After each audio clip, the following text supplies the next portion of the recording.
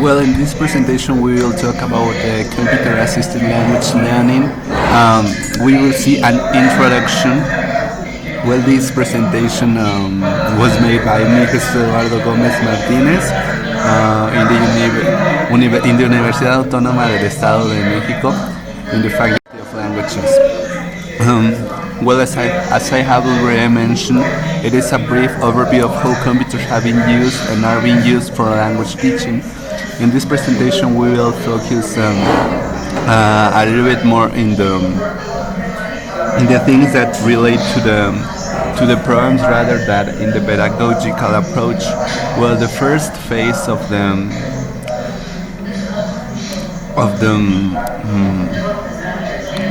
this presentation is the behavioristic CALL, in which the computer serves as a vehicle for delivering instructional materials to the students.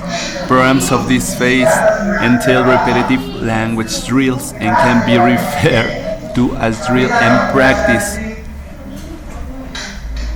Nevertheless, in a more pejorative, they are referred as drill and kill.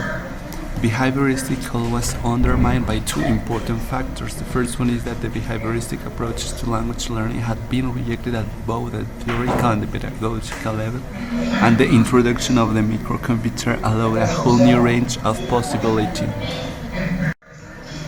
Then we have the second phase, which is the communicative call. One of the main purposes of this one is that it focuses more on using forms rather than on the forms themselves, teaches grammar simplicity rather than explicitly, and allows and encourages students to generate original utterance rather than just manipulate prefabricated language. As well, it does not judge and evaluate everything the students nor reward them with congratulatory messages, lights or bells. As well, it avoids telling the students they are wrong and is flexible to a variety of the students' responses. And finally, we have that it does not use the target language. It uses the target language exclusively and creates an environment in which using the target language feels natural, both and off-screen, and it will never try to do anything that a book can do just as well. In a certain way, we can see that the computer remains as the knower of the right answer. Nevertheless, in contrast with the drill and practice programs, the process of finding the right answers involves a fair amount of student choice, control, and interaction. It isn't that scored like the last approach. And well, this model suffer several kind of modification as the time passed, and which happened in the third model is that the computer in communicative call involves the computer as a tool or the computer as a warhorse. In this role, the programs do not necessarily provide any language material, but rather empower the teacher to use or understand language. As a result of this, we have the word processors, for example.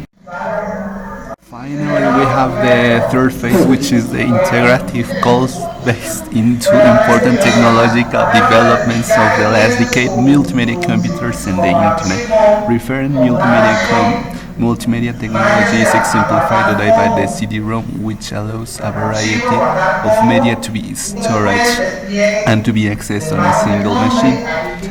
In this part, we have as well another resource, which is the hypermedia, which have been seen like more authentic learning environment, and as listening and seeing are combined, as well as skills are easily integrated, and students have great control over their learning. And finally, a major advantage of Hypermedia is that it facilitates a principal focus on the content without sacrificing a secondary focus on language form or learning strategies.